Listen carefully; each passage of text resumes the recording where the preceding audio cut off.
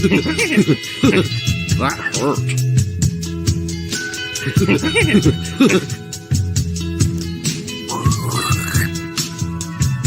More verticality.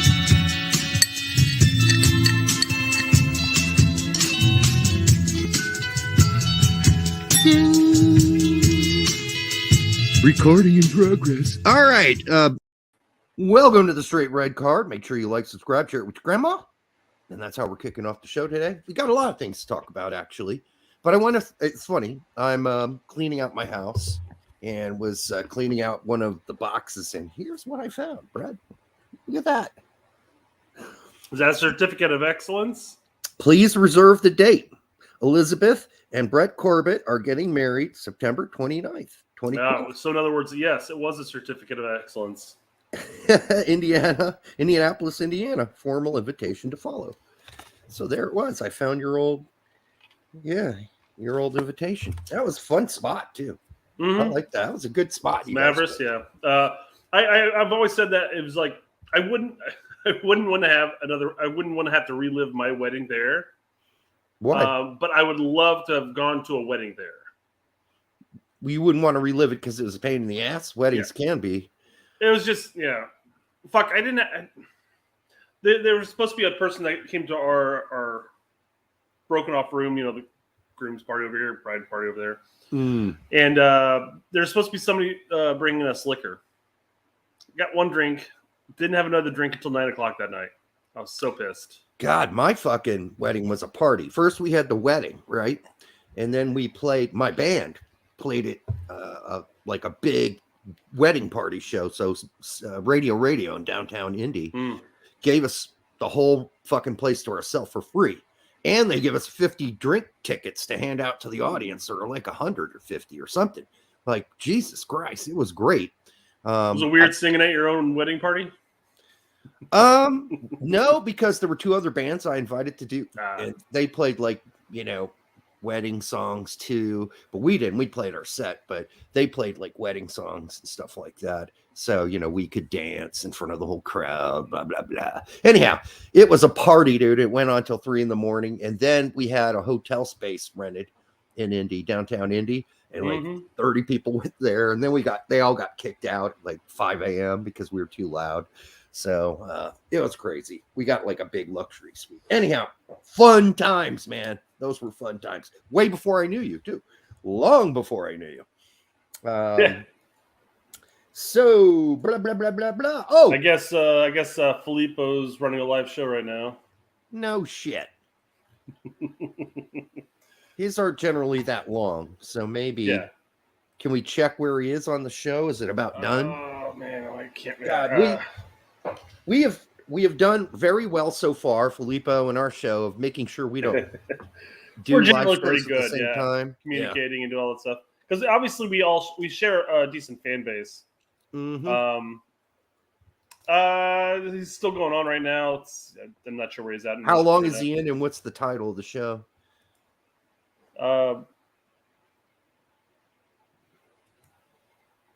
By the way, that was Gizmo you just saw. He almost... Okay, no, he just started. He knows better. God damn it. Oh, wait, hold on. I mean, I thought I went through there. And is he almost done, really, guys? Because I went in there. It was like 16 seconds from the beginning to the end. So maybe I made a mistake there. I don't know. If people just saw Gizmo back there, Gizmo was almost scheduled for tomorrow to meet his maker. To be put to sleep, because for 3 days he's been puking, throwing up, can't eat, can't move, pees on himself. He's sleeping on towels because he pees on himself while he sleeps. And then all of a sudden today, because last night I stared him in the face, I said, buddy, you got to recover, man. This has got to get better soon. Or he wakes up this morning, tail wagging. We went outside, he peed, he pooped. Been milking it this entire time. He just wants to poop on your carpet, that's all. Fucking ate his turkey. So, then he'll be done soon because he doesn't do super, super long. Yeah, it's his weekend recap too. So I'm gonna text him after our show and say, "Hey, can we avoid this in the future, please?" Son of a bitch. Maybe he was planning to. Well, maybe he was expecting us to go on at 8:30. That's the problem right now. We've been texting back and forth for the last 3 days about the fact that our show takes so long to come up. Our live shows take so long because he's like, yeah, mine come up in like 10 minutes. What the fuck? Yeah. And I'm like, well, how do you get the, he's like, yeah, it just takes time. And I'm like, well, they like check our chat. They check everything before they allow us for our live show to go up. They won't let us, Yeah. So, I mean, I know we swear and all that. And maybe the fact that we're honest about checking the box means that we'll always get that kind of scrutiny because they want to find out what curse words we used. Like how many times we said cunt or whatever, you know? So anyhow, we could always attempt to leave that unchecked at one point. No, I don't think so. It's better to be honest. We swear. I agree. All right. So the other fucking thing that came up, our last show where we covered Berhalter's presser. Okay. We picked 4 things that we played. Out of a 20-minute interview, we played maybe a total of 6 minutes of it in chunks while commenting in between it. Guess who filed a claim? A copyright claim against us for using that video. That's right, folks. Not some. Not U.S. Soccer, Major League Soccer, MLS, fucking made a copyright claim on a U.S. Soccer video. Now, if it were some, I'd be like, okay, I understand the connection between the both organizations. Now, unless some has just become MLS, the last time I checked, Major League Soccer doesn't own U.S. Soccer. So you motherfuckers at Major League Soccer, and I know one fucker that still works there, you're getting a phone call tomorrow, and I'm going to figure out who in your building is fucking us up or trying to fuck us up and steal. You're such greedy little pricks. You need the money that bad? Take our $7, you Here's your shit. $7 and shove it up your assholes, you pricks. Yeah, I'll be calling soon, motherfucker. And I'll probably call his fucking Gizmo just for the fucking amusement of it. Better so record if that's the case. Yeah, well, I just blew our curse word level right there. I couldn't believe it, Brett. So I filed a dispute immediately, and I gave him a fucking paragraph that said, hey, last time I checked, MLS does not own U.S. Soccer. And now, if this were some, and I spelled out who some was, I would understand it because they work for both MLS and U.S. Soccer. So something's doesn't smell right here. I think they need to be investigated for filing a false copyright on a show that played clips of videos they don't own. Wouldn't it be hysterical if MLS lost their channel? I wonder how interested U.S. Soccer would be to find out that Major League Soccer is using their videos to steal money from them. Because if U.S. Soccer filed the copyright claim, I'd just be like, well, fuck it, it's not worth the $7 of dispute. But fuck Major League Soccer. I'm telling you, dude, I am pissed off. When I saw that, I was pissed off. I'm still pissed off right now because it was only a couple hours ago that I noticed. It hasn't worn off yet. It will. I mean, I'm fine. You know, that's the loudest I'll be tonight, I promise. If I send Derek a dick pic, would you feel better? I'm not really into dicks, dude. No offense to your dick. I'm sure it's wonderful and splendid specimen. But I'm not really into that kind of thing. So, but I appreciate the offer.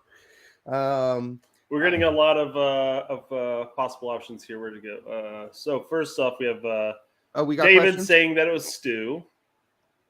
I don't think Stu does shit for MLS. The turd has come out and stated that it was Alexi. Yeah, none of those guys work for MLS. It was clear. Major League Soccer copyright claimed our last live video for using a 4-second clip at one point. I think that clip was 10 seconds of Berhalter while we mocked him while we played it. If Derek keeps yelling, his parents are going to come down and make him go off here. I'm not visiting my parents right now, dude. I'm at my house, which I'm cleaning out and I'm selling so I can move north to be closer to my parents, to be honest with you. But they're getting old and, you know, they're in great shape for their age. Don't get me wrong, but you know, I want to be close to them. It was totally fair use, Bob. You're right. And that's what I claimed. And I'll go to the map for that. It was like 4 to 6 minutes total because we had some of the questions and then we had the responses. But 4 to like 6 minutes out of a 20-some-odd minute video where we broke it up and talked in between. It's as fair use as possible. I would love it if MLS get their page gets a strike for unfair or untrue, false copyright claims. God, I hope that's true. And the one guy that I still know at MLS, like I said, I'm going to give him a call tomorrow. I'm going to email him too. Mr. Dong Lover himself, right? You know who he is. Dong Lover, yeah. You know who he is. Anyhow, I really wish the other guys were still there because we used to know all those guys, and now we are down to one. Yeah, we had some good rapport with a couple of them. Yeah. Yeah, it's too bad. But things change, I guess. So the guys they have there now are fine, but it's not like the relationship we used to have with the old guys many years ago. All right, so another additional thing to bring up: Hamburg did fail to promote themselves in the PNR playoffs in Germany. Hertha will remain in the. So it could have been Schalke and Hamburg back in the Bundesliga, but no, Hamburg's going to have to go, suck more toads for another year and see if they can't get up. So, I was really surprised that Hertha pulled it through, but they do have Felix Magath as their manager, and that dude is a pit bull. I don't know if you know anything about him. He's former German national team player. They call him the sergeant major or the sergeant. I don't know. I can't forget the German nickname for him, but he's an asshole. He's like a super hard, dickish manager that wants to control everything you put in your mouth. Like he wants you to rub cottage cheese on your wounds. 3 asparagus a day. He's a weird guy. He's a weird sort of bully. But anyhow, they unfortunately for Hamburg, they're staying down. My mom will like that Hertha stayed up because that's a Berlin team, and my mom is for Union Berlin, Hertha Berlin. She loves all the Berlin teams because when she grew up, there were no Berlin teams that were of any significance whatsoever. So this is a recent phenomena in the last decade or so, decade, I'd say. Also confirmed, Aaronson will be going to Leeds for somewhere between $30 million and $28 million. So we all know that they were trying to get him earlier on in the last window, but the deal that his agent made was really smart. Basically said, we'll make a deal. We can come up with a deal if you guys stay up. That's the only way he's going there. Yeah. Yeah. And quite frankly, to Salzburg benefit here, they said no in January on the 20 mil bid, and now they're getting a 30 mil bid. So that's a nice little bonus there. That shit keeps going up, so they're going to make a lot of money off of him, which is going to be necessary. They're going to have to buy more than that player. That's for sure. A regrettable transfer. Why so, Al? I don't think it's that regrettable. I think that Leeds, their numbers, they're under Jesse Marsch. If you look at all the stats and statistics and, goals per game, goals allowed per game by Jesse Marsch in all the games he coached, they would have ended up mid-table if you compare stats with all the other teams in the league. So I think they could fight mid-table next year. I don't think it's they might lose Rafinha because Barca's might make some. It's a giant leap. I would have rather him personally move to Germany and move to Leipzig. That would have been my choice. That's what I would have done. Yeah. But money's money. Somebody's going to throw $30 million at you, $28 million or whatever it ends up being, plus bonuses. I don't know, man. That's hard to turn down. So ultimately, who makes the decisions on the transfers for Salzburg? Because I know they're all like parent companies under the Red Bull banner. Does Salzburg get to decide, or can Red Bulls come out and say, I know you got a 30 million bid there, but we're going to bring him over to Leipzig instead? They're really not allowed in theory to collude, but I'm sure there are ways they could get around that if they wanted to. It does seem, yeah, it does. What's the other thing?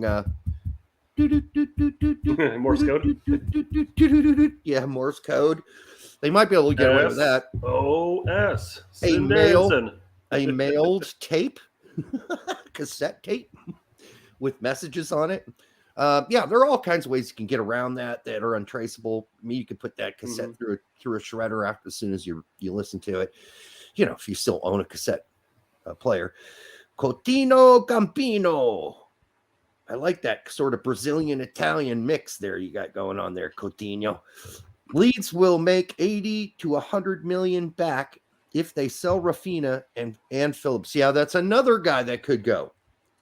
that he's got to worry about, which brings up the big rumors behind the scenes after the interview that Tyler Adams did after the Pokal final where Leipzig beat or won the game. And so they're interviewing Adams and they say, so what's the future with you, the club? Are you going to stay? And he said, I don't know. I don't know the answer to that. We'll find out soon. And they're like, well, what's your hesitancy here or something like that? And he said, well, I have to play. Wherever I go, I have to play. I got a World Cup coming up and I can't be riding any pine at all. I need to be a starter. I need to play on a regular basis. Woo! He's sending out a warning shot to Leipzig that he probably wants out at this point. Free John Brooks, 060122. So I think this may be a question somebody asked, so we may double up on this. But I believe somebody asked, like, wouldn't what if Leeds were to go out and get Brooks on the free here? That would be great. I mean, for Leeds, they do need some depth at center back, and he would probably be more than depth. He'd probably be a starter. Probably starter, I guess, yeah.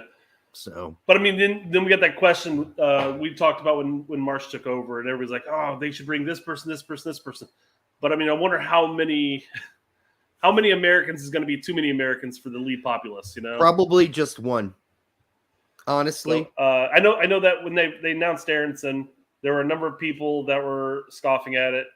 4 goals in the Austrian league. You mean English people? Sure. Yes. Yes. Okay.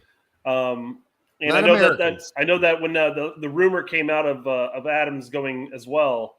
I forgot which U.S. account it was. That's pretty post heavy, but they said no offense to Leeds. I'm paraphrasing it, but no offense to Leeds, but Adams needs to make a leap to a bigger club, and then. They were like, well, he doesn't even start. People jumped on board with that and said, like, well, he doesn't even start for Leipzig, and it's a smaller club than Leeds because Leeds has a higher salary cap, but a player, whatever the player cost as a whole is. And I'm like, I don't know if that's. I mean, you may be spending more money on players. That's your own prerogative, but yeah. So it's a jumbled mess out there. The whole thing is. This isn't FIFA, folks. This isn't my older son and me playing FIFA together where we've created an all-American Fulham team. You know, you can't do that. You really can't. And I know at one point, you know, Fulham had 4 American starters on there, and that was crazy. And sometimes it was just 3.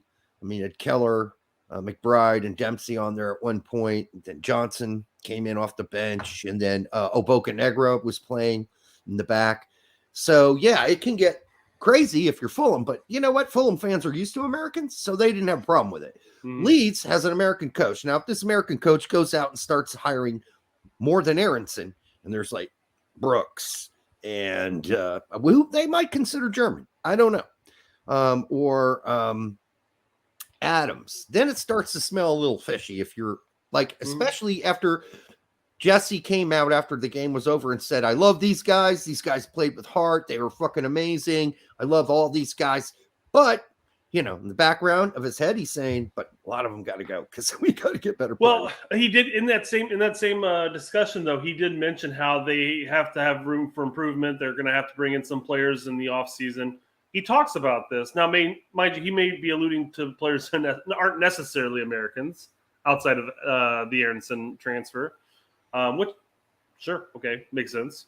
But he's definitely looking to the future and looking for players that's going to fit his mold and how he wants to play as a team.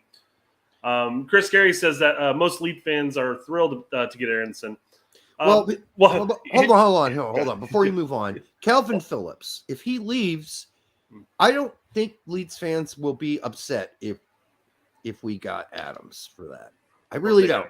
I don't know. I don't know. Sure. Listen. I mean, there's so many irrational Leeds fans, and we'll get into that later in England, in Leeds, that you just got to be careful if you're Jesse. You can't look like you're being Mr. Favoritism. Oh, American players. I like those kind of players. Well, what about other players? Who's going to replace Rafina next? Sargent? You know, I mean, you can only do so much before people give you the stank nose. So as far as, go ahead, Brett. I'm sorry on Chris. Oh, no, I was just going to say, you are kind of already brought this point up, but yeah, a lot of people. So a lot of the comments, we're going to go over some of the fun ones, but a lot of the comments on the videos that came out, the post press, and then I think post press, but the post interview, and then there was in the locker room after the game type of hype speech by Marsch. Most people are actually, like, hey, congrats, good work, I'm glad we're staying up, type of things. Yeah. I have a little more faith in this guy, or I've always had faith in this guy. A lot of them are like that. Yeah. And there's a very vocal, it seems like minority, and I don't know because I'm not a Leeds fan, so I don't know the culture over there as a whole and what they think. But there's definitely a vocal number of group of a couple handful of posters that I've seen that just post nonstop across the board on everybody's comment. Well, and they just bombard it with spam of saying, I'm not saying his name, blah, blah, blah, stuff like that. Well, fuck those people, first of all. And they are a minority, but they're loud and they're irritating, and their comments are childish. I mean, grow a pair and grow up. Grow up, you dumb fuckers. You're still in the goddamn Premier League, you stupid fucks. And again, credit to the other portion of the Leeds fans. They all came out and said, guys, we just be happy for a moment. Take this instance. We just stayed up, there are morons everywhere. Some people are impossible to please. Bilsosexuals. Yeah, there's a lot of those who are like, oh yeah, Bielsa would have, we would have kept him up anyhow. Yep. Maybe. Across that too, yeah. Yeah, maybe. Nostradamus fans and all. Goddamn soothsaying bullshit. All right. Yeah, okay. In an alternative universe that somehow you're in touch with, that would have happened. Okay, Mr. Alternate Universe. Do you believe in fairies and ghosts too? God damn. The amount of fucking people who can prognosticate without actually having any proof that their prognostication in an alternate universe would be correct is just amazing to me. Just is. All right. So yeah, over the weekend, obviously it was kind of an interesting weekend for multiple discussion points. But we're going to worry only about Marsch in this sense. And Leeds. Okay. So it was interesting because we brought this up the week before, maybe even just a previous live stream. But with which was copyright claimed by Major League Soccer, those pricks. Why am I spacing who Leeds was contending relegation for? Why am I spacing their name? Burnley. So Burnley and Leeds were battling neck and neck because they had obviously the same number of points, but obviously Leeds had a worse goal differential. Yes, by a lot. And that they're playing Brentford and Newcastle, who were identical points, just about 10 spots north, And they were playing. They were fun games to watch. Oddly enough, I was watching the Burnley game because it was available to me easiest. Even though they're all on ESPN Plus, I'm not sure why I didn't watch Leeds until the end. But once Burnley went down 2-1, I switched over to Leeds just the final 5 minutes because both games had like 5 minutes extra time. I was like, Jesus, just fucking in. Yeah, I was actually watching Pete's coverage while I had it on. It was fun. Pete was nearly shitting his drawers, man. But he's like, this is so exciting. I've never seen Pete so animated. He's like, yeah, it's crazy. Well, I mean, this weekend's performances definitely sparked the pro-rel conversations again in US. At least when Pete said it, he said, this is why it would be so great to have pro-rel in the United States. He said, but I know it will never happen. So it's our position. Same position we've always had. It's a fantasy, guys. There's too much money. Just like anything where there's too much money involved, flexibility becomes a very very rare item. So speaking of too much money, we kind of hinted on this with some earlier on when you're going on your rant. But some re-signed their contract with the Mexican Federation, apparently. Who did? Some did. So they're going to do. So they're going to continue all the Mexico friendlies are going to continue to be played in the United States and not in Mexico. Wow. Because money. Some is a dumb beast. It really is. It's a dumb beast. I mean, think of the fact that they've been running U.S. Soccer's marketing and how bad at it they are. They are about as bad at it. Like I could hire a bunch of college kids out of college and we could run marketing better than they could.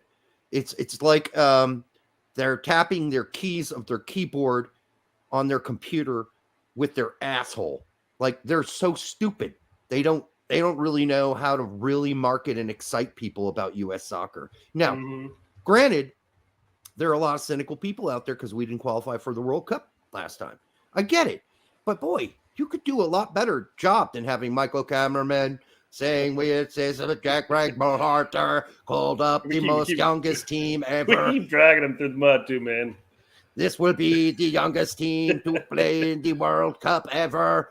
Greg Berhalter called more players up than any other coach ever in the history of the goddamn fucking manager of the United States. I mean, it's just, there's got to be a better way, guys. There's just got to be a better way. And stop making Greg Berhalter look like he has a penis head during the pressers, too. Can we stop that? All right. Just put up, if Tom and Jane are fucking in the fucking building across just live with it. It's okay. It'll make it a lot more people watch. That's for sure. All right. Chambers. TalkSport interviewed a former Leeds player manager today. He said Bielsa self-sabotaged himself and didn't want to sign new players. I can't speak to that. I have no idea what. Well, I mean, he was going to be out. He was going to be out in 6 months. I mean, he opted not to re-sign his contract, and he was just like, I mean, I looked at that maybe as a self-sabotage, like, hey, I'd like to have a few more months of vacation time before I do my next whatever. Yeah, but you don't go out losing 6-0 and 4-0, and that's just embarrassing. That's beyond sabotage at that point. Yeah, that's like, I can't coach anymore, or the players have totally given up on me. And let's face it, he had a very distant approach to his players. Like, players did not talk to Bielsa one-on-one. That did not happen. Like, they did not have those kind of meetings. He was a very distant manager. He kept his distance. And I'm sure the players still liked him a lot. I'm sure they loved him. The fans loved him. But Jesse Marsch is a totally different beast. He is a one-on-one kind of guy. He's going to have a meeting with every single player on that team one-on-one and talk to them about their futures and talk to them and go over video and go over the game, where that's not something Bielsa would do. So Jesse Marsch is a totally different bird. And we'll get into that later with some of the stupid comments from stupid people who live probably in Yorkshire, Leeds. Now, not all people that live there are stupid. I just want to be clear about that. But there are dumb people that live there. And they should be noted. And it's West Yorkshire, if I'm right. Yeah, okay. So, anyhow. All right, let's start taking some stuff. Can we start doing some questions? Sure. All right. Okay, well, hold on. I gotta 30 minutes in. Well, I mean, we got the. So when do we want to run through the fun comments? You want to do that later? On who? All the fun comments about Marsch. Oh, let's do it now. Okay. Since we're still talking about Jesse. Okay. Let's. By the way, that whole thing where Jesse Marsch says to the interviewers, two of them actually, two different ones, don't chant my name. It's like, dude, don't address that. Just let them. If they want to chant your name, they can fucking do whatever they want. Well, don't tell them what to do. You can say, we had a great team effort, but don't tell them not to chant your name. Well, I mean, his whole point to that, the performance and the staying up and not getting relegated wasn't just on him. It was a team effort, and that's he wanted to put the focus back on the team as a whole, us. Not me, but on us. And he could have said that. He kind of does. Yes, he does say that. But he did not need to tell them what they should or should not chant. That's up to them. Sure. That's up to the supporters. They can fucking chant whatever they want. And he better soak up whatever niceties they're throwing at him right now. Because if he jumps off to a bad season, starts 0-4 next season, believe me, all those people chanting his name, they're not going to be chanting your name, Jesse. So just accept and humbly accept the chant. But do not over humble. All right, that's bullshit. Don't tell people what to do. That's not going to win you over anybody. I just had to make sure my audio is turned on this time. All right. So what's this? Them party?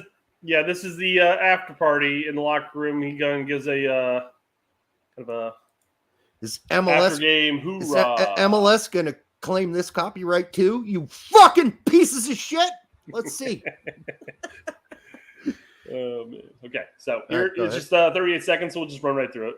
So I told you guys before the game that you're the best group that I've ever worked with, the commitment you have to each other, right? And then we showed the video of these last-minute goals. He's about to fall over. Shows belief, that never says quit, that runs for each other, that fights for each other, that does everything we can.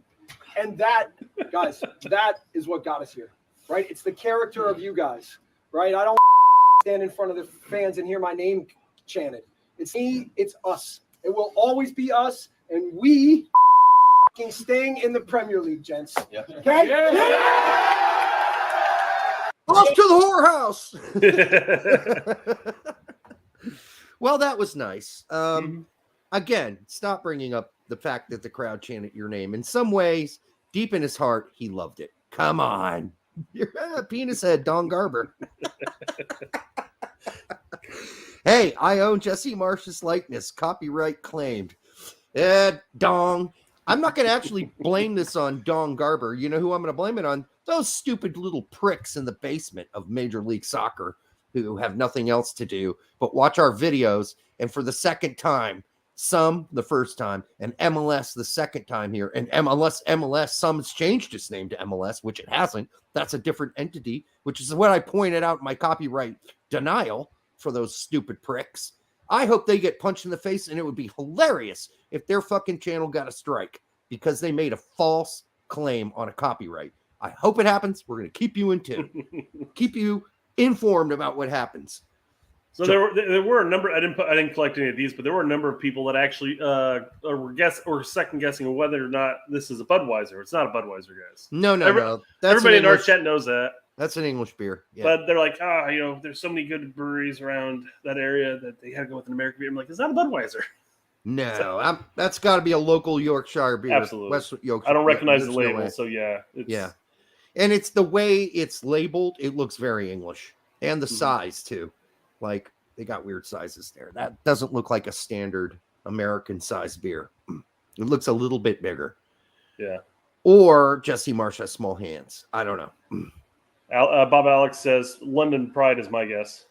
Is there a London Pride beer?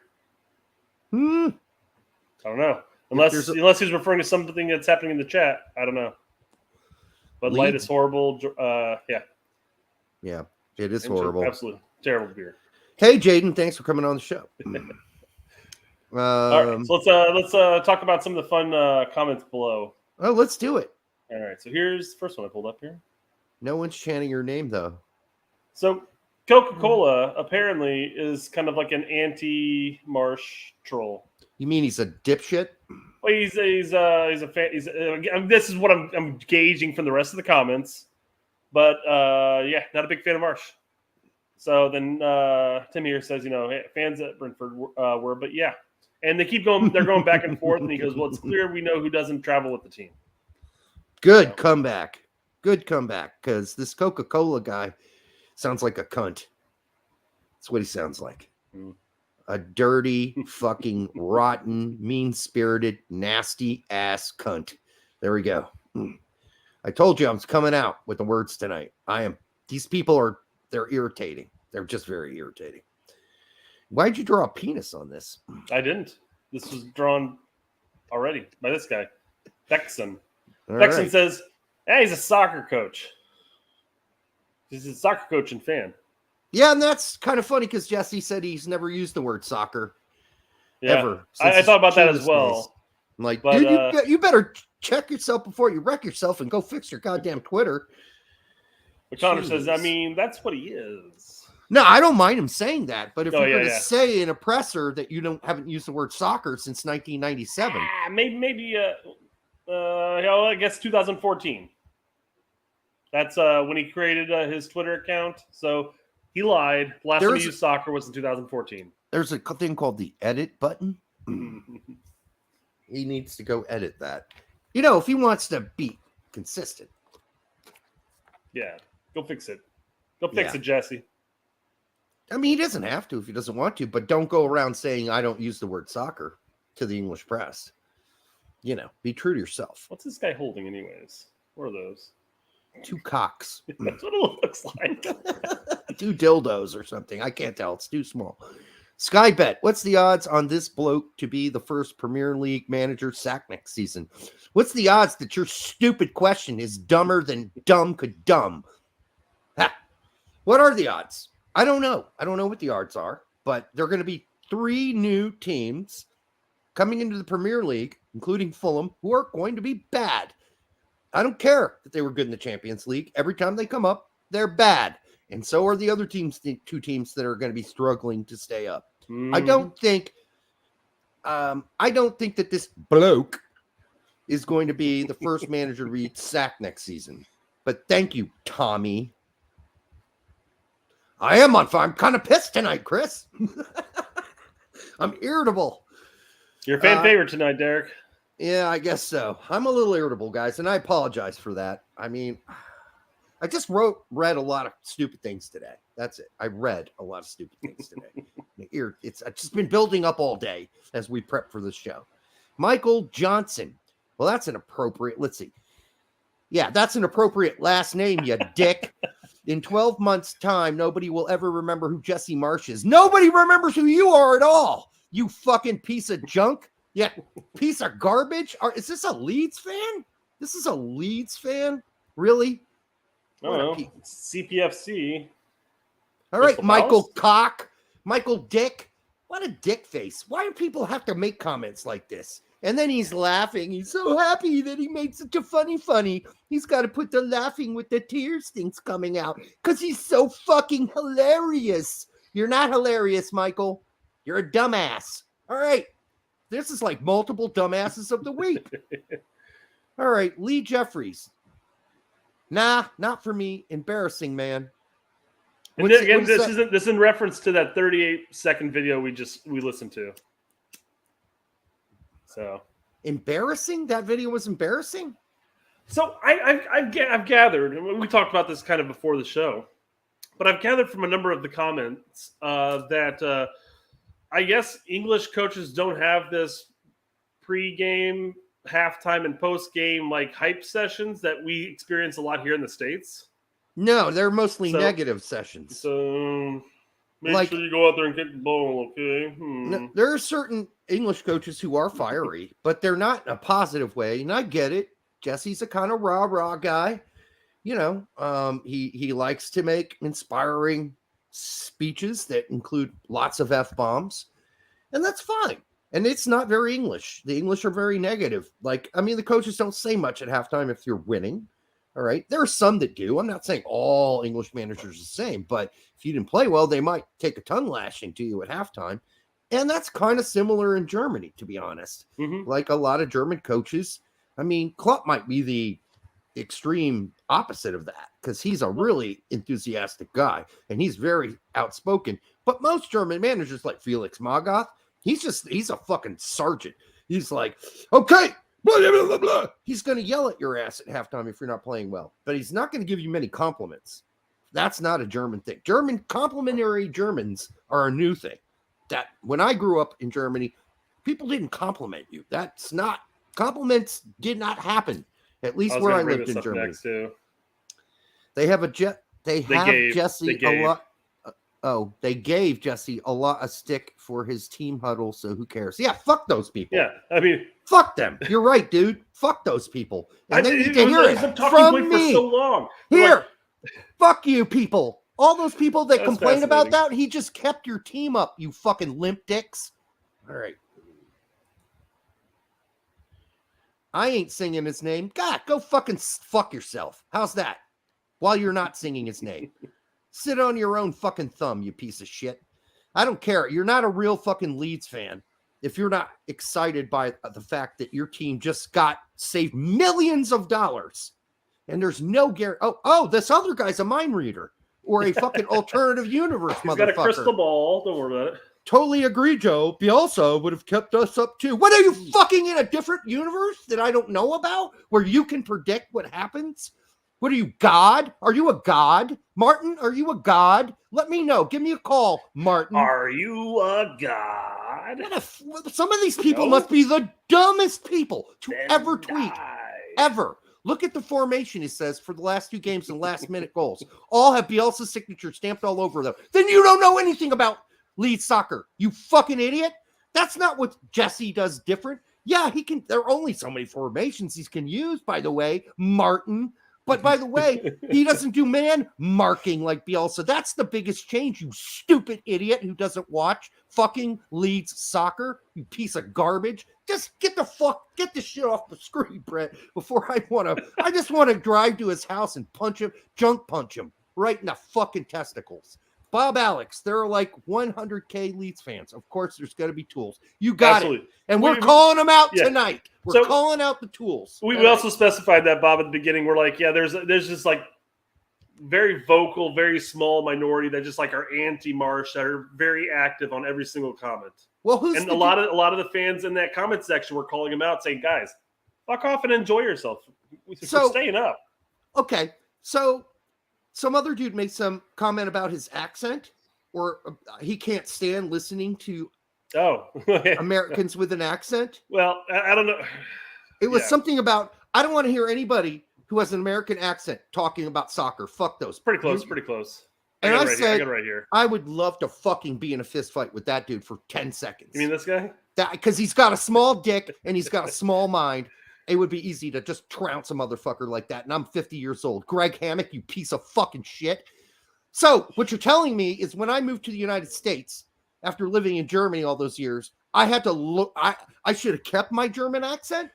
And that would have made me respectable as a commentator. If I didn't, I'm in the clear. He gave me the pass, Derek. I've got the Midwest accent. So I'm good. I don't think that counts, Brett, because the Midwest he clearly says American accent. I've got a Midwest accent. What the fuck an American accent anyway? Seriously. Yeah, there are many of them. There are many different American accents, Greg Hammock, just like there are many English accents, you stupid fuck. But at least I know that, and you don't, you piece of turd. All right? You're a dumb fuck. You're another dumb fuck. All right? God, how many dumb fucks are we going to have tonight?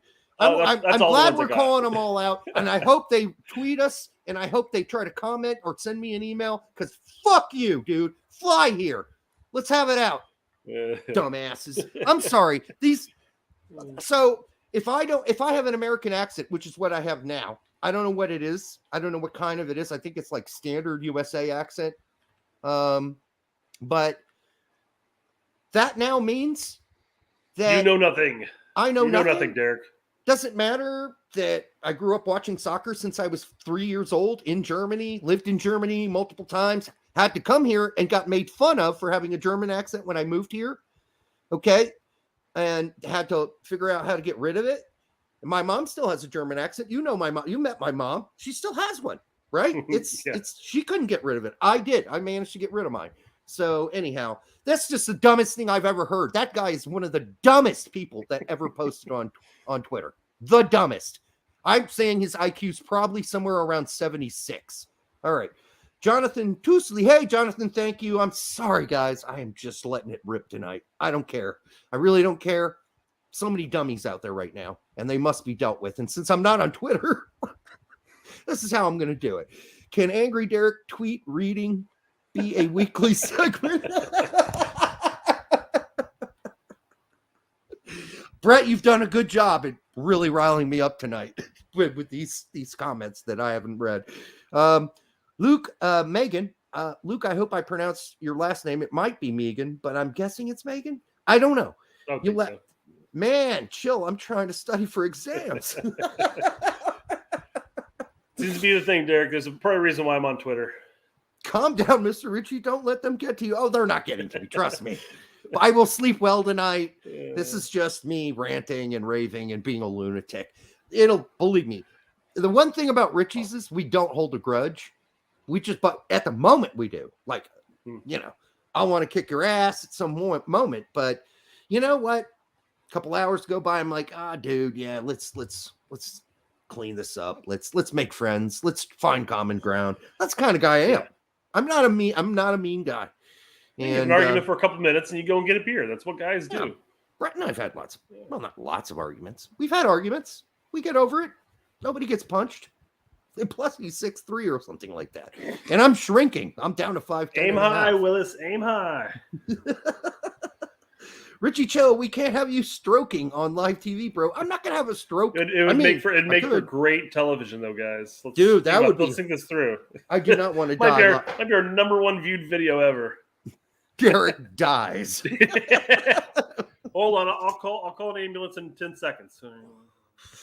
Let's let him suffer for a while. Oh, all right, let's jump into happier moments. Actually, let's talk before we jump into questions. I don't have it pulled up though, but apparently, Pulisic has removed Chelsea from his Instagram bio. That seems like a thing people do now. Like, this is the way I'm going to express my disapproval. I mean, it's so cliche to do. If I were him, I wouldn't have done it, but oh well. Yes. I mean, does that mean that a transfer is already in the works, or but I think he also removed U.S. men's national team from his bio too, so it's kind of a confusing situation. He still has the American flag there, but I think he removed both club and nation from there. Maybe Chris Gary says he's never had it, so I mean, I don't know what to think. There's a good number of people on Twitter saying that it's been removed. Now I don't know the. If it's been removed, Twitter time machine. Maybe he just doesn't want to draw any he doesn't want to draw any extra attention from those stupid pricks who are Chelsea fans that constantly blame every loss on him. Mm-hmm. Oh well, that's good. There are Chelsea fans. I mean, one of the guys I watch regularly, who's a Chelsea fan, forgot his name. God damn, he's really popular. He's the big Chelsea guy. Okay, guys. That's how he starts every show. Okay, guys. I'm pretty sure Filippo had him on, or Pete had him on, or one of the two. They did a segment with each other. Yeah. But I don't recall the guy's name. I used to watch his show every weekend after the game. So, God, what was his name? I knew his name, and now I don't because I'm old. There's a point. Old and stupid. American owner sells the best U.S. player. I agree with him. I don't think that does make any sense at all. That would be really surprising to me. Really surprising. So I don't think there's anything in this. I'm saying this is nothing. I'm saying it's nothing. Is it George Benson? Is that who you're thinking of? George! Thank you. God. Thank you, Nate. Appreciate that. Ryan followed up. Actually, take that back. Jonathan had it first, I think. It looks like. He's not going to remember this, but Jonathan, George, Nate, and Ryan. Good work. Yeah. George's not going to remember this, but we have communicated back and forth with one another. So, but that was a year ago. So I probably need to get back with him and say, hey, you remember me? You want to come on our show now that it actually has people watching it? You know? Harry Balzac, tune into Derek screaming about another man's tiny dick. Well, time to put the kids to bed. I'm sorry, but there were just a lot of dumb tweets today. And I didn't get to read them, so Brett's showing them to me. And they're absurd. They're really absurd. I mean, this is why I'm not on Twitter. Bring Max Bretos back. Yeah, we're going to do that, folks. Believe me. We'll cycle back to our crew. Yeah. Yeah, Max and I are still in contact. We've texted each other. So, he'll be back on. Chris Gove. It's not Gov. It's Gove. Have we ever had an American manager coaching a team with the profile of Leeds? Is Marsch succeeding at Leeds, what I would call mid-table or non-relegation with goals? Realistic? Will he get the... there's nothing there. Will he get the Watermaker trophy? We may come back. Maybe it's further down the list. Will he get the... As far as an American coach, a team with a profile of Leeds, yeah, I mean, we had Jesse Marsch at Leipzig. Yeah, that didn't last very long. For 3 months. You did have David Wagner for a while. Mm-hmm. Did well and brought his team into the Premier League and kept them up a couple of years. Bob Bradley had a brief 90-day stint that didn't last very long. And with a team with not as high a profile for sure. Definitely not a pedigree as Leeds, no. Leeds United, I mean, if people know their history, at one point they were, always battling near the top of the table and sometimes doing better than that.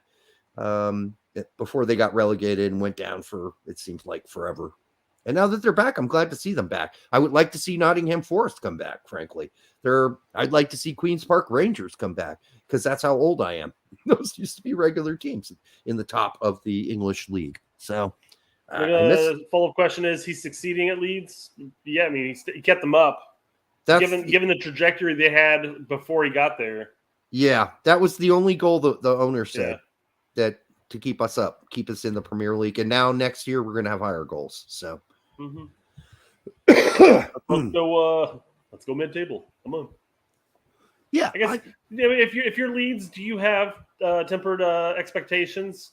I mean, clearly, I know. Like the next season, you're not expecting to be Champions League bound, or even Europa. I think they're looking for a nice, comfortable mid-table finish. Let's stay in EPL and soak up more of that money. Money. Those expectations may change depending on what players they can keep. If they can keep Rafinha, maybe the expectations go up. If they get a really solid center back from somewhere, John Brooks. Hey, Brooks is available.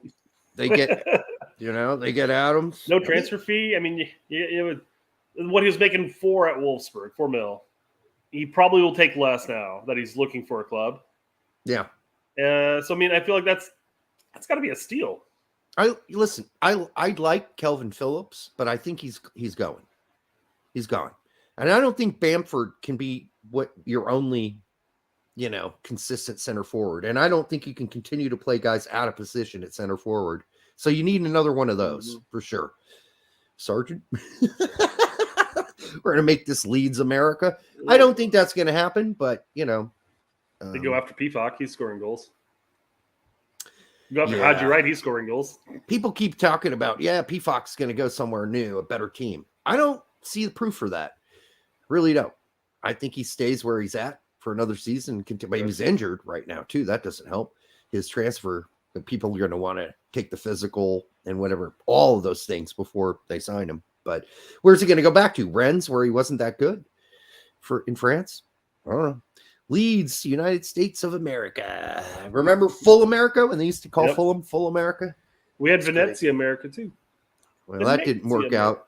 Tessman played today, but Busio rode Pine for the whole 90. Yeah.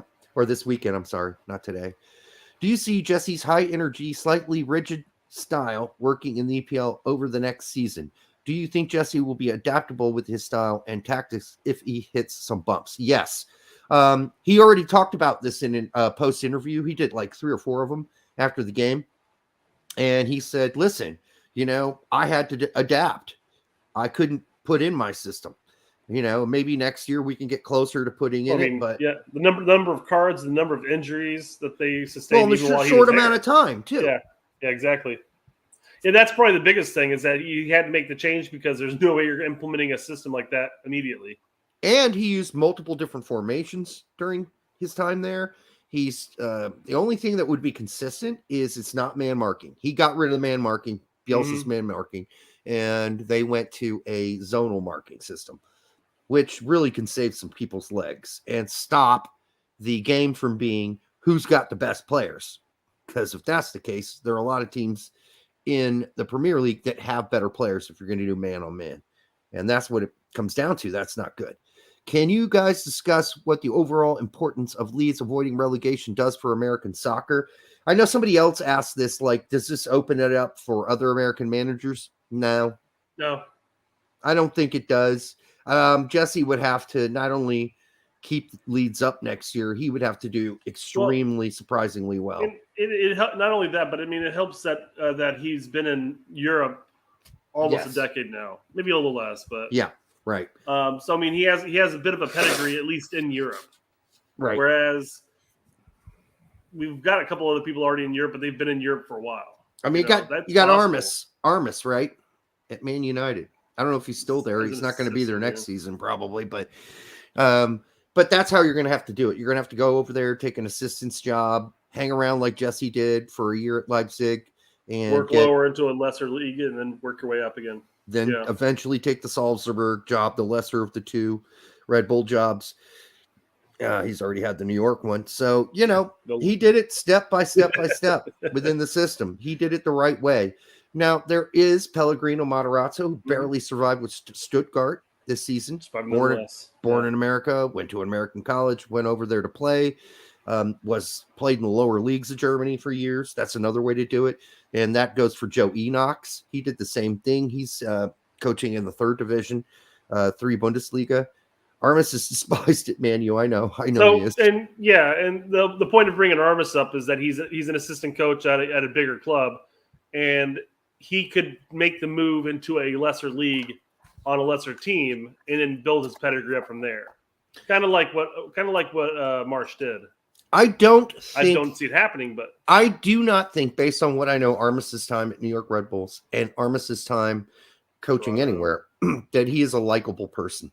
And that people like to follow him and people like to listen to what he has to say. So that's an issue. I don't know if Armas has what it takes, like the real likable. I think likable is a subjective term there. I think plenty of people like Armas. I just don't think he's necessarily as respected at Man U. He's got friends, but look at his time at New York Red Bull. His players despised him. Now he's at Man U. His players despise him. The staff despise him. The owners despised him. Everybody hated him. I'll take your word that the players in New York hated him, but not all of them. Some of them. I don't know that. But outside of Brad Friedel, I can't think of another U.S. manager who's had a job in MLS that's more despised besides maybe Preki. Preki, all his players hated him wherever he went. So Preki is one of the most hated fucking managers that ever managed in MLS. There's Friedel. I'm trying to think back to the Juan Carlos Osorio at Chicago. If he was, that seemed more like that hated there, but if I recall correctly, by supporters. I don't know if the players hated him. Well, I can't recall many players being vocal at that point, anyways. Because at that point, social media was such in its infancy that wasn't a thing, Yeah, there's hard. Most people are going out to the paper saying, "Yeah, this guy I'm playing for, he's a dick." And the only reason we know that all the players on Chivas hated fucking Preki is because we got inside the story, and I wrote a story about it, and then I had to take it down from Big Soccer. This is many years ago because there were quotes from Sasha's dad, Sasha Klesten's dad, that were pretty. Whew. They were junk punches. So, all right. What else? He finishes up saying he definitely thinks it'll break the stereotype that Americans don't know how to coach in the Premier League. I'm guessing. ... There's another ... that I can't click on. So yeah, I don't know. Again, don't think it's gonna fix anything in the Premier League right now. He may be an outlier, quite frankly. Yeah, he's considered a freak right now. So a freak of nature. So, is he already the greatest American coach? Not yet. Give him some more time, though. He's got plenty of time. He's a young guy. Mm-hmm. Jesse Marsch is a young dude. He's got a whole plate full of shit in front of him. So, he's got the best club pedigree right now of any American coach. Wherever Bob Bradley went, he did pretty well in France and otherwise. So, I don't know. He did pretty well until he got to England, and they just. Yeah, his England stint wasn't. They booted his ass so hard they could almost not pull their foot out of his anus. That's how hard they kicked him out. They could just signed a 1-year lease to this apartment. What the fuck, guys? Yeah, Jesus Christ! Give me a time to at least settle into my apartment before you fire me. Gonzalo Lopez, where will Leeds finish next year after Marsch has a full preseason with the team? Mid-table somewhere, maybe a little lower, but I think they'll be fine. You got to understand, I don't know how much money. I think Fulham will definitely spend a few bucks to bring in some new players. But the other I think they're already prepping for relegation again. They probably are, because I know that Ream was the starter all season, but every time they go up, Ream hits the bench very quickly. Because they bring in another center back from another team. So Who will Leeds finish next year? Or where we're mid-table somewhere. Maybe just under mid-table, like 11th or 12th. Nate, who's better? What do you mean? You said the question was, is he the best? Is he the greatest coach? And you said, well, not yet, but give him time. He's young, etc. He's asking who's better than Marsch. Yeah, Marsch needs more time. Yeah, I guess the thing is, we're looking at his European pedigree right now, and judging that as probably one of the better options. But I mean, again, he hasn't coached at the national team level, so we can't base it on anything besides just clubs. So I guess if you look at just a club pedigree, how long has Pellegrino been coaching? Yeah, Materazzo's been at Stuttgart for a while now, whereas Jesse couldn't keep his job in the Bundesliga. So there's. And I'm not necessarily saying that he's better than Jesse. I mean, it's not really up for debate at this point. I mean, you could say that he's had higher profile jobs, but I mean, he stayed in the Red Bull system for so long, and Leeds is his first out of Red Bull system job. So let me just say it's too soon to say. Yeah. Maybe Materazzo will do better next season, and because this was a very right on the edge of being relegated season for Materazzo, but they're probably Stuttgart's going to spend some money. He should have a better team next season. We'll see what happens. Aside from Aaronson, any other Americans Jesse will pursue? Tyler Adams, we actually mentioned that already. Mihailovic, I don't think so. There's a lot of interest in Italy for Mihailovic right now, and in other Bundesliga teams. There's a lot of talk about Georgie today on Twitter. I wouldn't recommend him going straight to England. And besides, he won't be able to get a work permit because he hasn't played the percentage of games that he needs to play in order to get a work permit to be accepted on an English team. So he's got to go somewhere else, Italy, Bundesliga, something like that. And we mentioned Brooks as a viable option simply because he's free. I mean, and then Jesse could be like, "Hey, Brooks, why don't you come over here to England and you can learn to become fast, and maybe Greg will bring you back up into the fold." Hey, they need to hire those guys that made you fast. Yeah.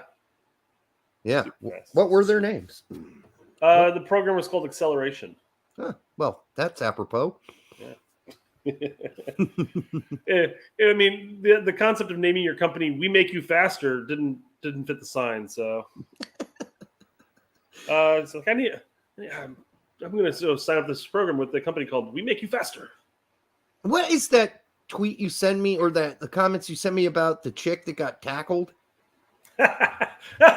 What was that? That was at a Nashville game. They had a rain delay, and she bum rushed the field. Yeah, nobody was on the field, but you bum rushed, and one of the security guards just like flat out leveled her. Not terribly, like it wasn't like he speared her or anything like that. He just tackled her down to the ground. NFL tackle. But I mean, from what I've heard from other people who were actually there, she was. I mean, it kind of looked like she was like knocked out. With the way she kind of landed and kind of got up and everything like that. But she was apparently when they're escorting her off the field, she was like high-fiving people on the sidelines and stuff like that. So my guess is one too many boos, one too many beers. Don't all field invaders get tackled? Yes, and this is a kind of a talking point. So what I noticed, I was looking through all the comments. I looked at all the quote tweets to see what was everybody saying about this. And it was funny because there's two different type of posters on there. There were the pundits and journalists that said, "This is horrible. I can't believe they did this. That's excessive force." And then there was everybody else that was like, "Good. You don't rush the field. Play stupid games. You get stupid prizes. That type of stuff. If you rush a field, expect to be rugby tackled, man, woman, dog, gorilla, whatever you are. Expect to be tackled. All right. I mean, that's just what's going to happen. Now, if she were nude, I would probably let her run around a little longer. But then that's just good. But I mean that's just smart playing. Like, oh, I can't get you. If they're nude, even if it's a man and they're nude, it's a little weird to tackle them. You just wait for them stick to out a leg and trip them. Maybe I don't know. Just wait for them to run out of energy, and then lead them off. with their grab them by the wrist and just lead them off. I wouldn't tackle get one of those major those big advertisements that are usually on the ground. It's like escort them out, like just corral them out and then just push them out. I'm sure whatever company is advertising that would love to get that that revenue for that. All I can say is if you're going to rush the field, you better be naked. And if you are, respect. Mm-hmm. Respect. If you're not naked, that's just fool. You're just being a fool. You better have a reason to be running on the field.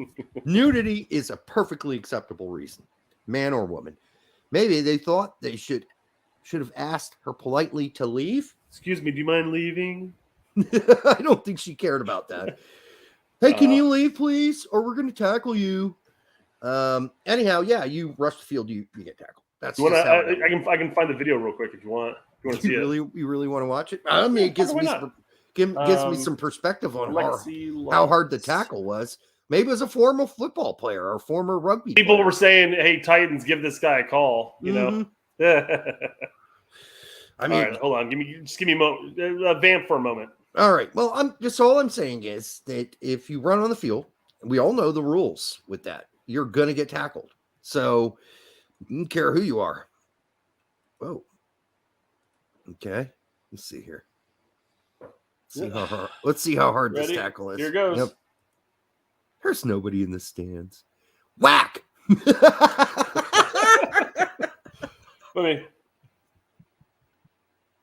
Okay. I don't think he meant to tackle her that hard. She just changed direction on him right there. Bam. And that made his angle a little fucked up. I think I would have gone lower. Would have gone for the hip area. He does tackle a little high. I wouldn't have tackled her that high. He got her right in the boob area. I think you tackle a little lower than that. So that's not a rugby tackle. Rugby tackles are much lower. He didn't spear her or anything like that. No. No, he didn't have a football helmet on either. Yeah, I don't know. She's stupid to be doing it anyhow. That's dumb. There's a lightning. There's a reason there's no one in the stands. There's a lightning happen. There's a thunderstorm happening above the stadium. So they may have just saved her from being hit by lightning for all we know. There we go. Big hairy balls, Jake. There we go. You've been in the game a while, so I'd love your take. When the World Cup is here in 26, is it worth 2 to 2.5K all in with tickets, travel, lodging to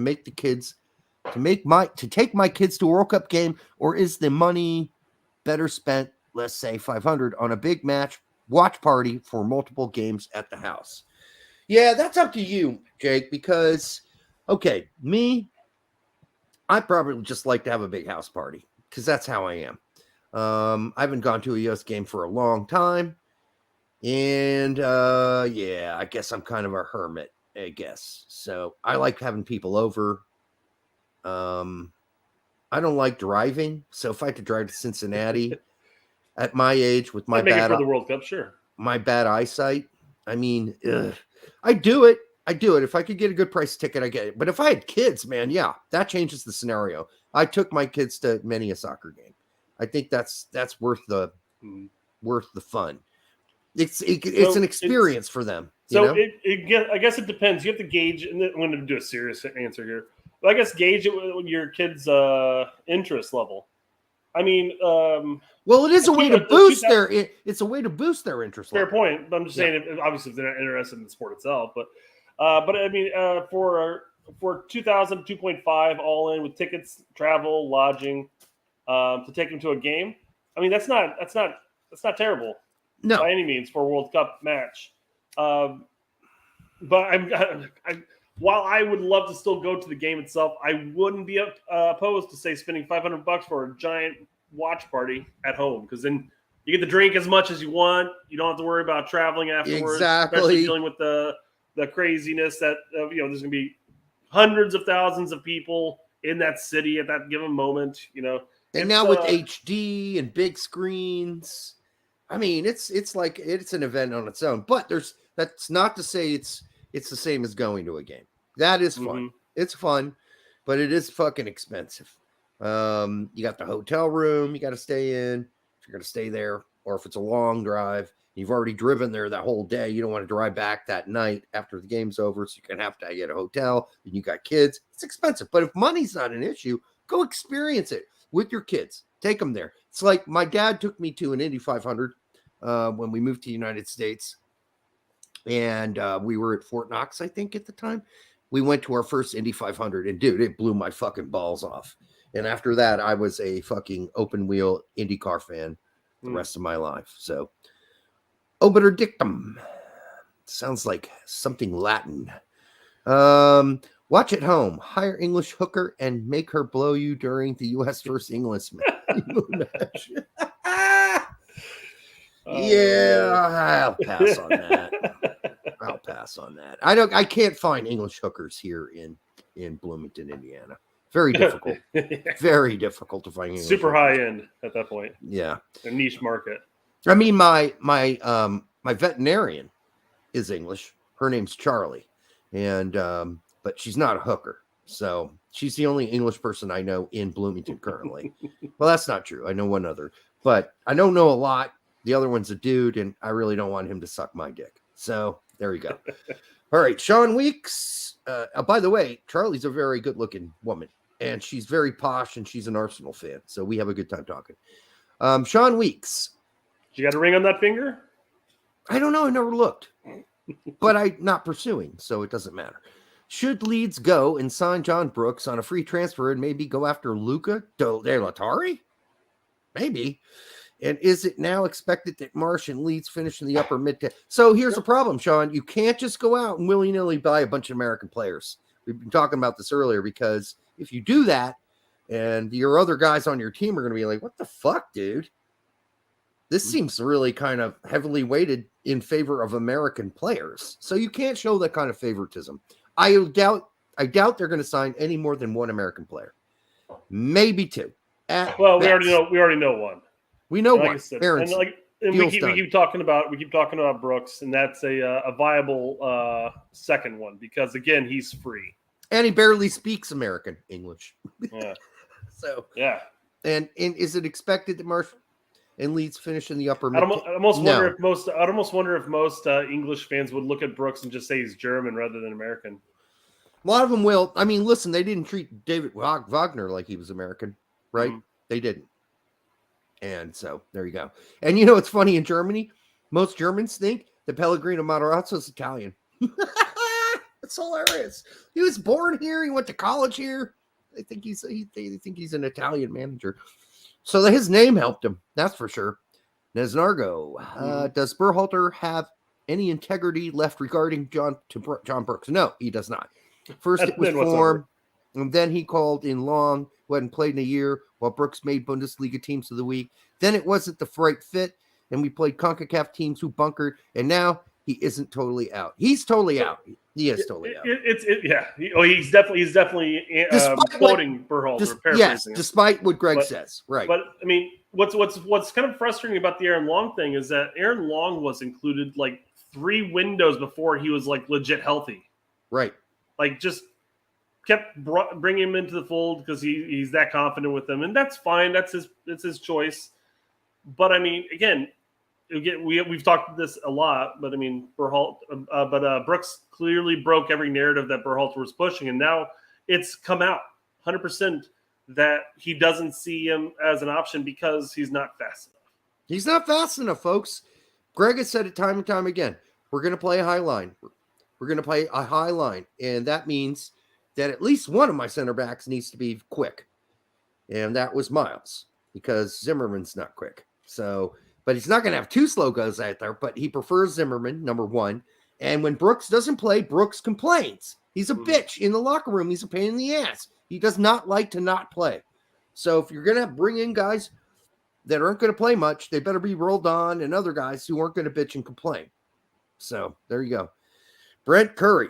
De La Torre spent years in Fulham. New system, though. Yeah. He'll be at least he'd be familiar with the culture as a whole. He would be familiar, but I don't think. I think, quite frankly, to what Marsch wants to play, I think he'd be a suitable option in that midfield. I think it's more likely that we see De La Torre move Yeah. up to Anderlecht or Yeah. Bruges or Oh, one of the I'm not doubting teams. that. I don't think he's going to go Antwerp. Yeah. to Leeds, but I'm just saying he would fit the mold that Marsch wants, and he's familiar with the league and the culture. So I mean, it's. But again, he can only too much of a sign stretch. so many Yes. Americans when you have an American owner and an American coach, Yep. manager. It's going to look real bad if the only 6 signings you have are all Americans. You can't do that. You got 2. So pick 2. They already have one, Aaronson. Who's the other one? Then you're done. Then you better go get some other guys from other countries because your team and the community will start to really look at you as somebody who's very biased. And that's not good. You don't need that. Yep, pretty much. They're already going to criticize just the fact that Aaronson's there.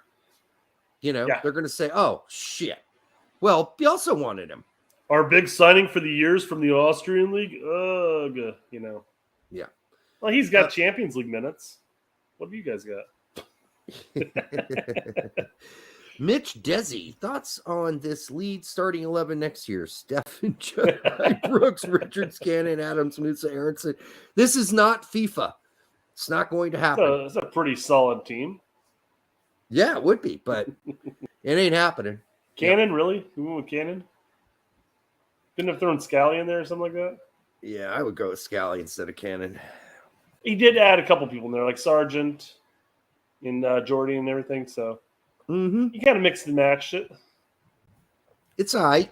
It's not going to happen, but he knows that. Mitch knows that. It's not going to happen. Mm-hmm. This is, like I said, it's not me and my older son playing FIFA together where we created an all-American Fulham team. Start with Bob. Bob says it first. Champions League goals, to be fair. And Champions League goals and assists. Amen. So, yeah. Yes.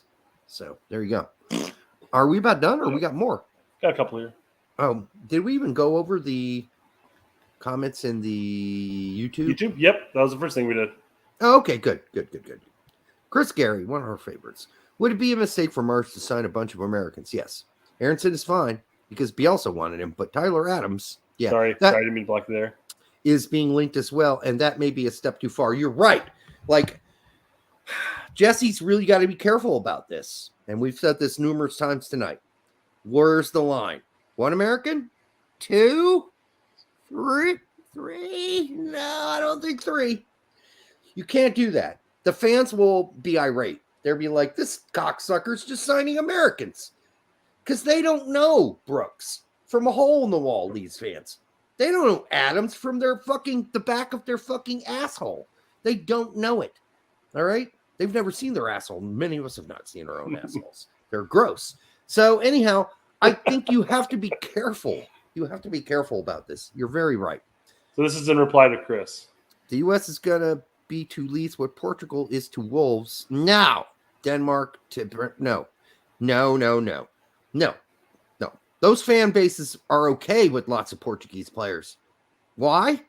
Because Portuguese players are well thought of by English fans. Just naturally. Okay? Why? Because there's a history of Portuguese players playing in the Premier League, and Portugal is thought of as a soccer country. Same thing with Denmark. They're thought of as a soccer country. They have a long history of Danish players in the Premier League. That's not going to bother them. The only team with any real massive history with Americans in the Premier League is Fulham.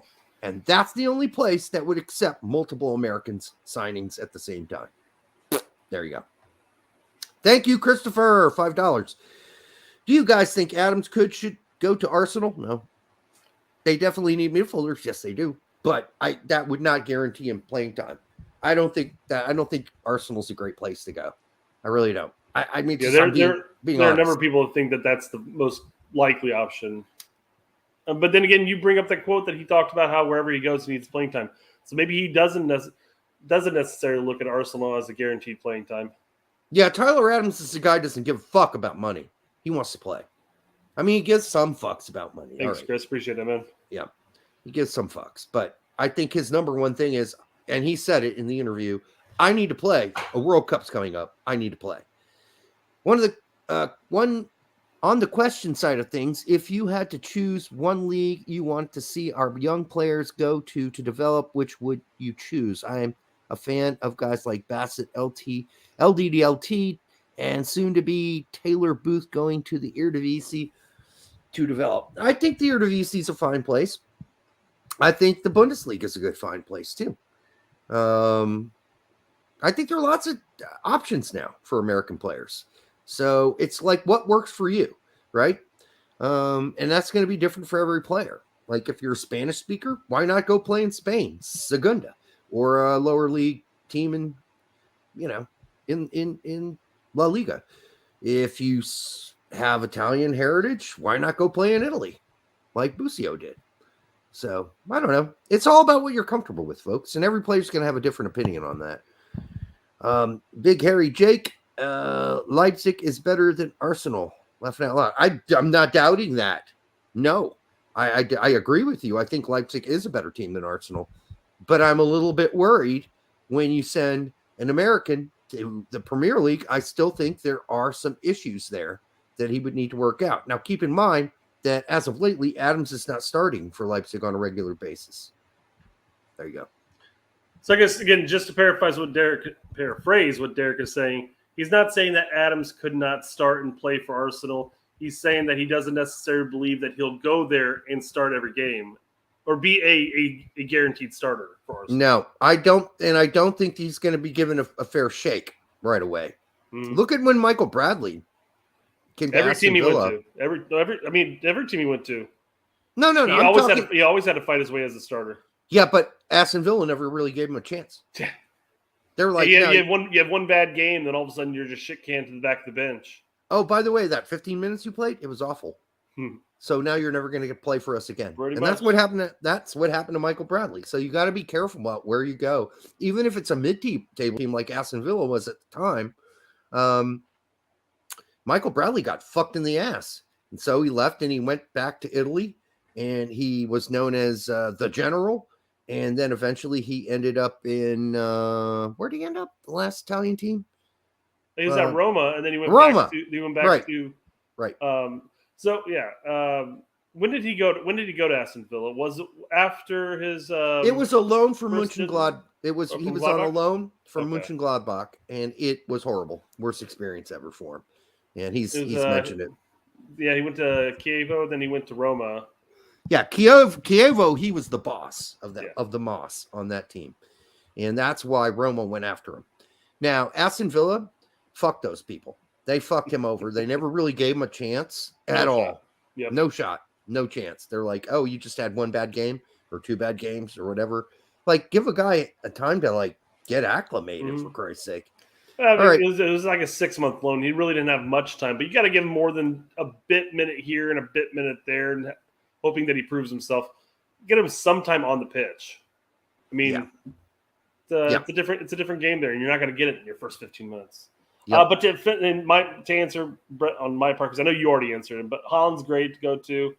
Italy wouldn't be a bad place, depending on the team. Again, don't pull a Reynolds and start off at Roma. Yes, don't do that. But but the only place I am Germany's always a good place. Germany's great. Holland's great. Belgium's great. The only place I'm really wary of right now is England. I still think there is starting off, or even as an established player. Starting off. Okay. Yes, I agree. Yeah. I mean, if you're Pulisic, you already made your point at Dortmund. So you pull in an $80 million transfer, then you're definitely going to be starting. Exactly. But if you're just starting off in the Premier League, yeah, that's a rough place to go and have any like legitimate, a realistic chance of like necessarily playing well and starting. You might be good, but you're going to have to do something extra. So to make your point, like Dempsey had to every time they switch managers, every time he lost the starting spot and he had to prove himself over and over and over again. And if you have those kind of that kind of nutsack, yeah, you can do it. But I mean, how many players have Dempsey-sized balls though? Not a lot. He's got big ones, as ACDC said. Who had the bigger accomplishment, Matarazzo or Marsch? Comparing last two matches, I think Stuttgart had tougher tasks getting out of the bottom, but Stuttgart had the playoff to fall back on if they finished third bottom, while Leeds would have auto dropped. Yeah, I think the more pressurized situation was definitely Marsch. So yeah, I was gonna say it's depends on how you address it. I mean, I think the bigger accomplishment has been Marazza as far as keeping Stuttgart up constantly year after year that he's been three seasons in a row, right? Sure, yeah, that's a hell of an accomplishment right there. Marsch had a bigger accomplishment because he entered at the tail end of the season and had to, in 12 games, keep a team from getting relegated.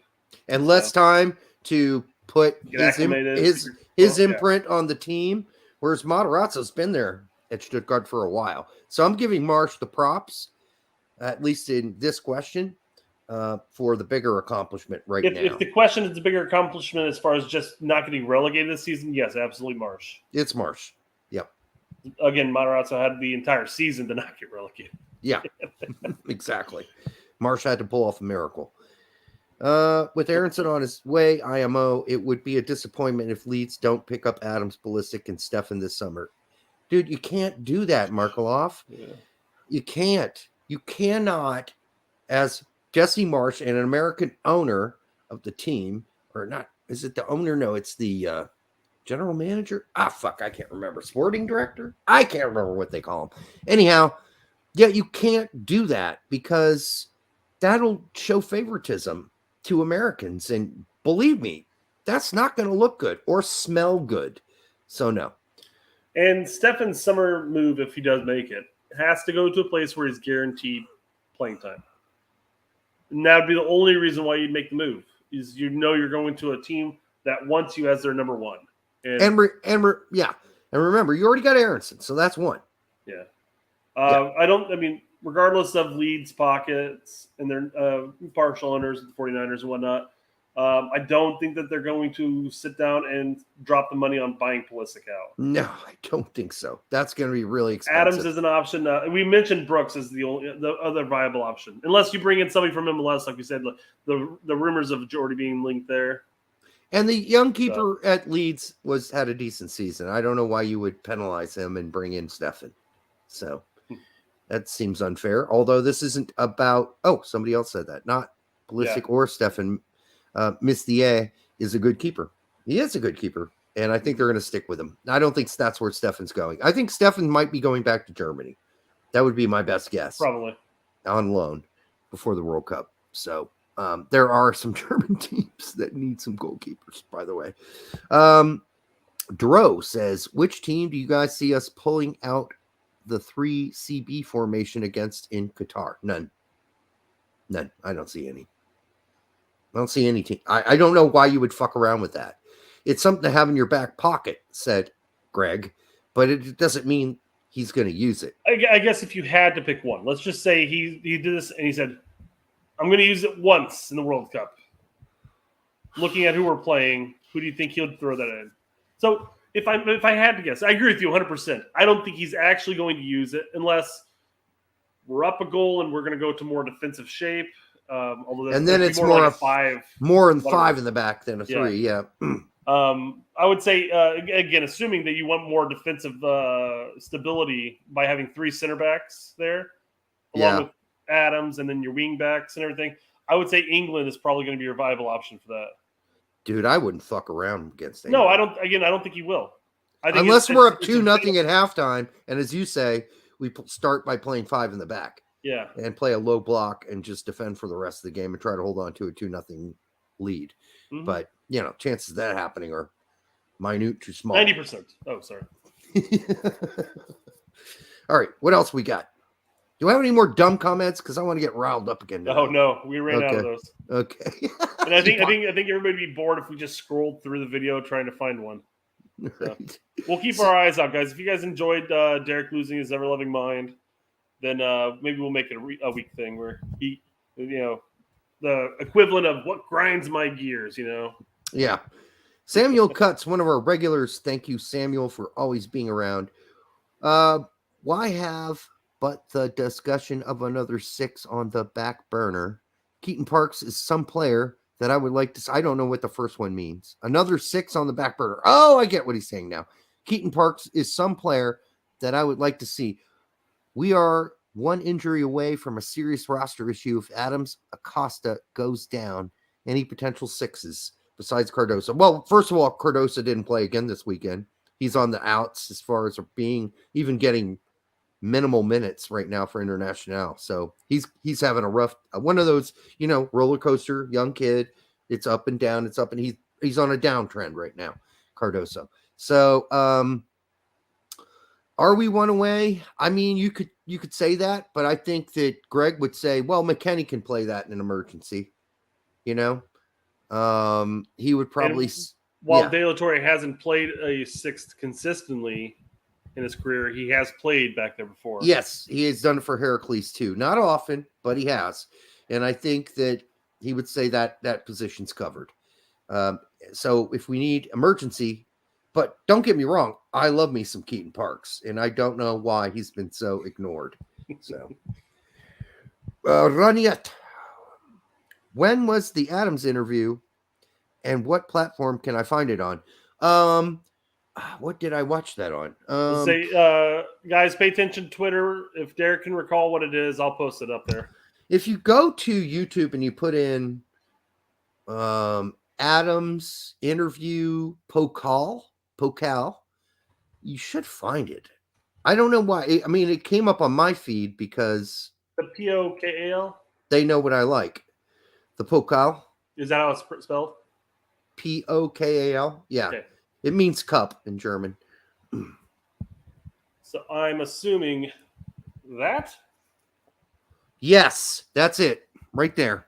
That's it. ESPN FC is where you can find it. In German, if you speak, does Adams converse in German? It's all English. The guy interviewing is English too. There you go. I mean, he's an actually English dude. Oh, Koi on the future. I'm an idiot. Scratch that. But yeah, there you go, guys. Ignore Twitter. Actually, don't ignore Twitter, but still. Yeah. So yeah, he's already hemming and hawing is Adams that, hey, I got to play. Wherever we go, I got to play. Mm-hmm. So, Chris Gary, thank you again. We love you. Man. Appreciate that, man. If you were here in the room with us or with me, I'd give you a light cup grab, a gentle. All right. Well, we know what Derek costs, guys. So. Not much. All right. Did you see what Sir Alex said to Armis? What did he say? He corrected himself. Ducking autocorrect. Oh. So Sir Alex, whenever Armis was being touted as the assistant manager, this is back before he got the job. Armis was going over his pedigree as far as what he did, and Sir Alex apparently cracked a little smile and said, you're going to need more than that here, lad, or something along those lines. If I was Armis, I wouldn't answer that fucking question. I would have said, listen, despite whatever shortcomings Chris will actually send the quote on Twitter, so we'll pull that up here in a second. No, I'm just saying what he should have said. Sure. I know what you're saying. Despite my shortcomings, I think what I want to do is do everything I can to help this team get better.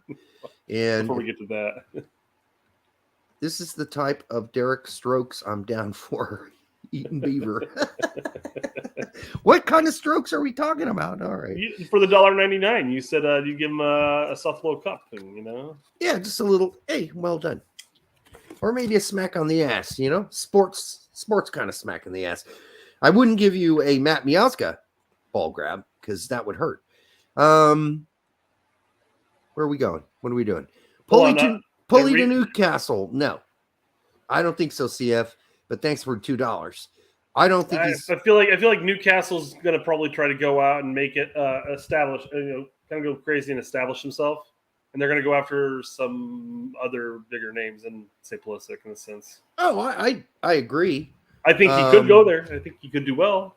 I'm just saying. I think he'd do fine. They're going to look to splash money, and no way the new American owner of Chelsea's letting Pulisic go. That's it's not happening, folks. It's just not going to happen.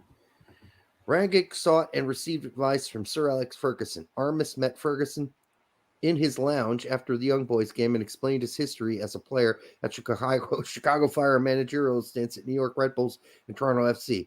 A glint in his eye. Ferguson smiled and said, words to the effect, you'll need more than that here, son. And Ferguson is absolutely right. The fact that Armas, and this is what people don't like about Armas, by the way, and this is what I've heard. You can disregard what I've heard if you want to, but often it's correct. More often than not. We've been right on Brooks the whole time, so you can disregard this. But Armas does think he does have a big ass ego for a guy that really hasn't done fucking shit in MLS or anywhere else. He was a good player. He's not been a good manager anywhere he's been. So, I mean, listen, I hope that's exactly what happened because Ferguson is absolutely right. He needs to be more humble. Armas needs to find some humbleness. Now, as a coach, yes, it's difficult. You can't come out like a fucking, a pussy, but you can't also come out as egotistical for no reason whatsoever. You think those are big jobs you had? That ain't dick, dude. You're at Man United. That shit is dick compared to where you're at right now. This is the most expensive club in the world you're at now. So that ain't enough, buddy. And they were right. He was right to say that. Are we back to Samuel cutting it up again? Well, one second. Ronnie T said his name is Ronnie T. Oh. Not Renee or whatever you were saying. Oh, so instead of Ronnie, Roniet, which I pronounce like he's French or something. Yeah. So I guess there's two N's in there. Did I miss an N? I don't know. Maybe no, I think he just left one off. There are two N's in the name. It's Ronnie T. Okay. Hey, we'll get it right. I've seen this comment at least twice. I figure I might as well pull it up here. What's next for Marsch after Leeds? I mean, the next 3 to 5 years. Well, I hope for the next 3 years, Leeds. And then after that, bigger and brighter things, maybe. We'll see. Mm-hmm. I mean, listen, I'm not going to pretend to be one of those Leeds pricks who said that he's going to get fired in the next fucking first 12 games of the next season. Yeah. I'm not going to be Nostradamus. I'm not going to try to prognosticate. I'm not going to. We've already been told after 12 months we don't remember his name, so we're good. Nah. Yeah. So let's say the next 3 years with Leeds, and then we'll see what happens at that point. I think maybe fishing for. Do we think that he's going to be jumping over to the U.S. men's national team?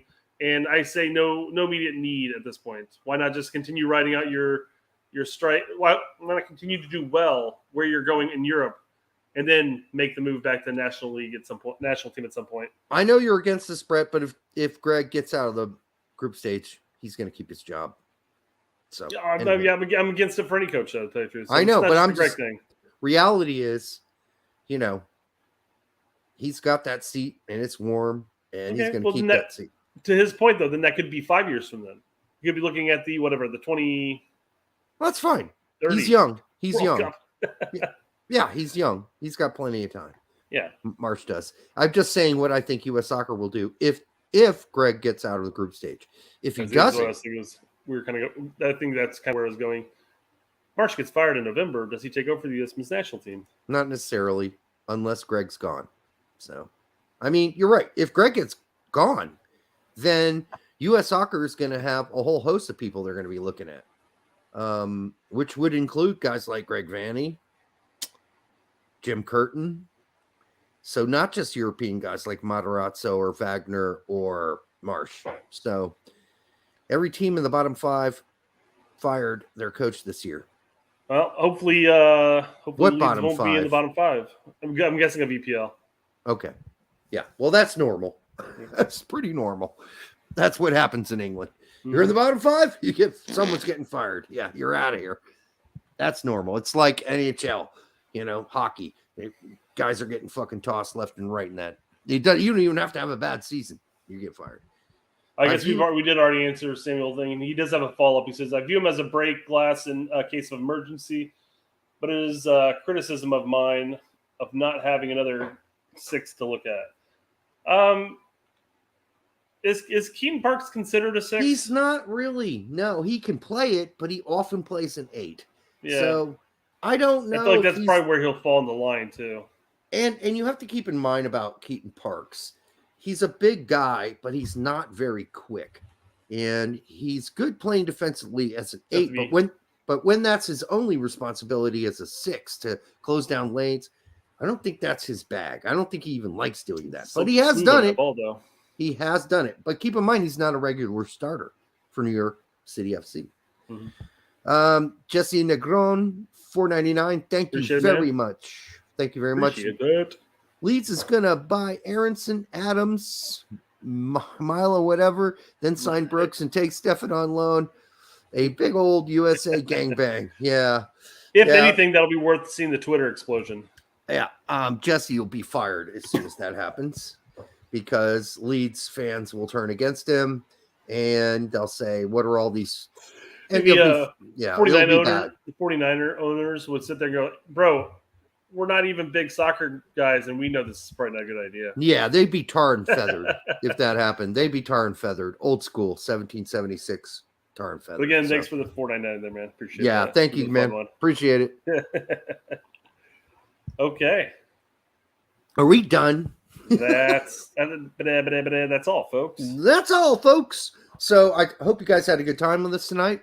I had a good time ranting and raving. I mean, I need to get that stuff out. So I'm glad I got to get it out tonight since I don't do Twitter. Thank God. Wow. Anyhow, make sure you like, subscribe, share it with your grandma. As usual, we need more chicks and women and gals on this page or on this channel watching because we are currently 100% sausage. So let's fix that if we can. And until the next time on the Straight Red Card, do not swim in the ocean at 5 a.m. in the morning where great white shark sightings have been already explicitly been pointed out the day before. That's all I'm saying. Or if you get eaten, you shouldn't be surprised. Until the next time on the Straight Red Card, good night.